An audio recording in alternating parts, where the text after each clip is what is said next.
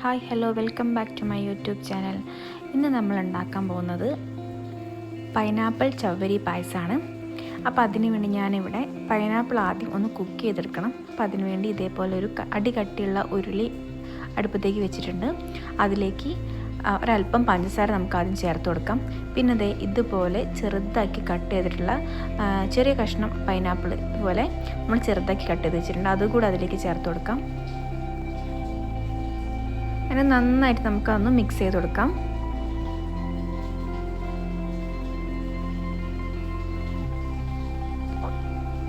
പിന്നെ അതിലേക്ക് ഇതേപോലെ നമ്മൾ പൈനാപ്പിൾ ഒന്ന് മിക്സിയിൽ ക്രഷ് ചെയ്തെടുത്തിട്ടുണ്ടായിരുന്നു. അതുകൂടി അതിലേക്ക് ചേർത്ത് കൊടുത്തിട്ട് നല്ലപോലെ ഇളക്കി യോജിപ്പിച്ച് കൊടുക്കാം. ഇനി പൈനാപ്പിൾ നല്ലപോലെ ഒന്ന് കുക്കായി വരണം, നല്ലപോലെ വേവിച്ചെടുക്കണം. അപ്പം അല്പസമയം അത് അടച്ച് വെച്ച് വേവിച്ചെടുക്കാം. അപ്പോൾ ഇടയ്ക്കിടയ്ക്ക് ഇതുപോലെ ഒന്ന് ഇളക്കി കൊടുക്കാവുന്നതാണ്. അപ്പോൾ ഇത് വെള്ളമൊക്കെ വറ്റി നല്ലപോലെ ഉടഞ്ഞു വരുന്നുണ്ട്.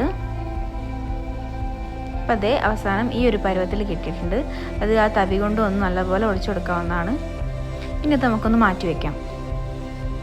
പിന്നെ അടുപ്പത്തേക്ക് ഇതുപോലെ ഒരു അടികട്ടിയുള്ള ഒരു പാത്രം വെച്ച് കൊടുക്കാം. നമുക്ക് പാൽ ആദ്യം തിളപ്പിച്ചെടുക്കണം. അതിന് മുന്നേ ഷുഗർ ഒന്ന് കാരമലൈസ് ചെയ്യാം. അപ്പോൾ ഇതുപോലെ ഒന്ന് ഷുഗറെല്ലാം മെൽറ്റായി വരുമ്പോൾ നമുക്കതിലേക്ക് 1.5 ലിറ്റർ പാലാണ് ഞാൻ ചേർക്കുന്നത്. ആ 1.5 ലിറ്റർ പാൽ ഇതിലേക്ക് ഒഴിച്ചു കൊടുക്കാം.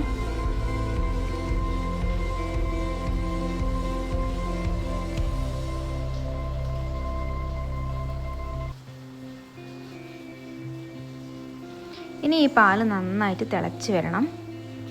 അപ്പം ഷുഗർ കാരമലൈസ് ചെയ്യുന്ന സമയത്ത് അടിയിൽ ഇതുപോലെ ഷുഗർ കട്ടിയായി കിടക്കുന്നുണ്ടാകും. അത് കുഴപ്പമില്ല, അത് പിന്നെ അലിഞ്ഞു പോയിക്കോളും. അപ്പോൾ ആ സമയം ഞാനിവിടെ ചവ്വരി വെള്ളത്തിലിട്ട് വെച്ചിട്ടുണ്ടായിരുന്നു. അത്യാവശ്യം അത് നല്ലപോലെ കുതിർന്ന് വന്നിട്ടുണ്ട്. ഇനി പാൽ തിളച്ച് വരുമ്പോൾ നമുക്കതിലേക്ക് ചേർത്ത് കൊടുക്കാം. ഇനി ഇത് നല്ലതുപോലെ നമുക്കൊന്ന് ഇളക്കി കൊടുക്കാവുന്നതാണ്. കൈ വിടാതെ ഇളക്കി കൊടുക്കണം, കാരണം ചവ്വരി പെട്ടെന്ന് അടുക്കി പിടിച്ചു പോകും.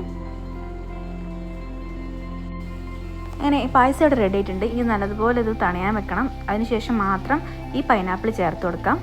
പിന്നെ ആവശ്യത്തിന് നമുക്ക് ഷുഗർ എല്ലാം കുറവാണെങ്കിൽ ഷുഗർ എല്ലാം ചേർത്ത് കൊടുക്കാവുന്നതാണ്. അങ്ങനെ തണിഞ്ഞതിന് ശേഷം അത് പ്രത്യേകം ശ്രദ്ധിക്കണം. തണിഞ്ഞതിന് ശേഷം മാത്രം ഇത് ഉപയോഗിക്കാം. പിന്നെ നെയ്യ് കൂടെ ഒഴിച്ചു കൊടുക്കാം. അപ്പോൾ ഇത്രയേ ഉള്ളൂ. ബൈ.